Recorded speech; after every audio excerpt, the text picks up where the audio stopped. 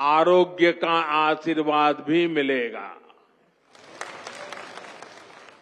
मुझे बताया गया है यहां 2 दिन बाद महाशिवरात्रि के दिन 251 बेटियों के सामूहिक विवाह महोत्सव का भी आयोजन होगा।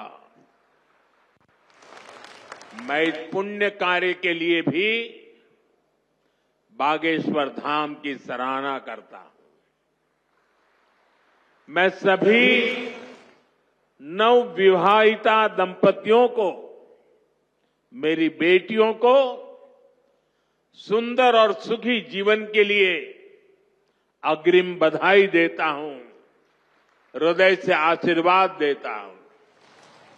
साथियों, हमारे शास्त्रों में कहा गया है, शरीर माध्यम खलु धर्म साधनम, अर्थात हमारा शरीर, हमारा स्वास्थ्य ही हमारे धर्म, हमारे सुख और हमारी सफलता का सबसे बड़ा साधन है।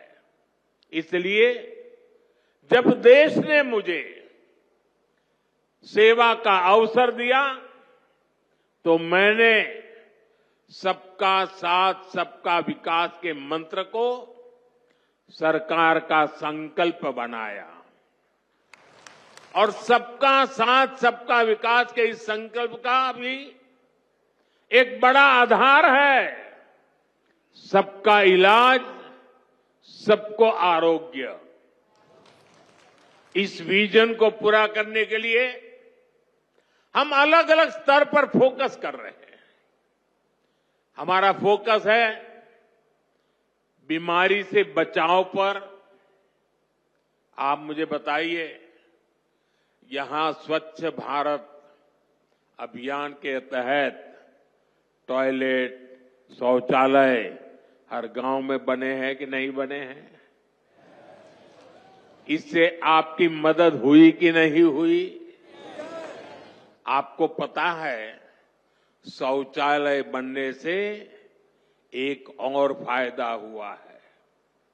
शौचालय बने हैं तो गंदगी से होने वाली बीमारियां भी कम हुई है। एक स्टडी कहती है, जिन घरों में शौचालय बने हैं वहां हजारों रुपये बीमारी पर खर्च होने से बचे हैं। साथियों, 2014 में हमारी सरकार आने से पहले हालात ये थी कि देश में गरीब जितना बीमारी से नहीं डरता था, उससे ज्यादा डर उसे इलाज के खर्च से लगता था। अगर परिवार में कोई एक व्यक्ति भी गंभीर बीमारी का शिकार हो जाए तो पूरा परिवार संकट में आ जाता था। मैं भी आप सबकी तरह गरीब परिवार से निकला हूं। मैंने भी इन तकलीफों को देखा है और इसलिए मैंने संकल्प किया है, मैं इलाज का खर्च कम करूंगा और आपकी जेब में ज्यादा से ज्यादा पैसे बचाऊंगा। मैं आपको बार बार हमारी सरकार की कुछ योजना, कल्याणकारी योजनाओं की जानकारी देता रहता हूं ताकि एक भी जरूरतमंद योजनाओं से छूटे नहीं। इसलिए मैं कई जरूरी बातें आज फिर यहां दोहरा रहा हूं और मैं आशा करता हूं आप इसे याद भी रखेंगे और अपने परिचितों को जरा बताएंगे भी। बताएंगे ना? पक्का बताएंगे? ये भी सेवा का ही काम है। इलाज के खर्च का बोझ कम होना चाहिए कि नहीं होना चाहिए? इसलिए मैंने हर गरीब के मुफ्त इलाज की व्यवस्था कर दी है। 5 लाख तक का इलाज बिना किसी खर्च के।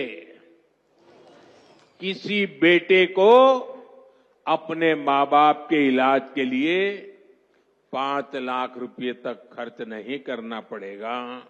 ये दिल्ली में आपका जो बेटा बैठा है ना, वो काम वो करेगा। लेकिन इसके लिए आपको आयुष्मान कार्ड बनवाना है। मुझे आशा है कि यहां बहुत सारे लोग होंगे जिनका आयुष्मान कार्ड जरूर बना होगा। जिनका नहीं बना है वो भी जल्दी से बनवा ले।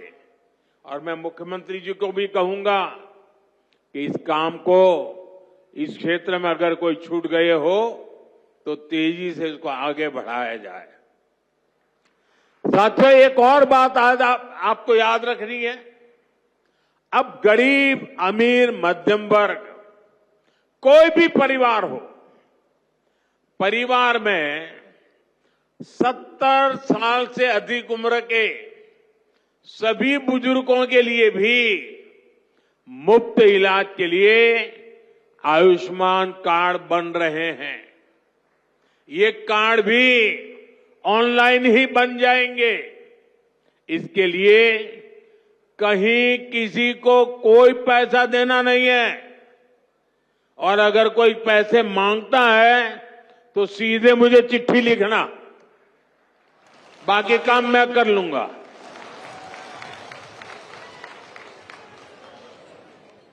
अगर कोई पैसा मांगता है तो क्या करेंगे आप? लिखेंगे? मैं इन संत महात्माओं को भी कहता हूं कि आप भी जरा आयुष्मान कार्ड का प्रबंध कर दीजिए, ताकि आपको कभी बीमारी में मुझे सेवा करने का मौका मिले। आपको तो बीमारी आने वाली नहीं है, लेकिन अगर कहीं आ जाए तो। भाइयों बहनों, कई बार इलाज के लिए अस्पताल में भर्ती होने की जरूरत नहीं पड़ती है। डॉक्टर की लिखी दवाई घर पर ही खानी पड़ती है। ऐसे में मेडिकल स्टोर से सस्ती दवाई मिले, मैंने इसका भी इंतजाम किया है। इस खर्च को कम करने के लिए देश में 14,000 से ज्यादा जन औषधि केंद्र खोले गए हैं।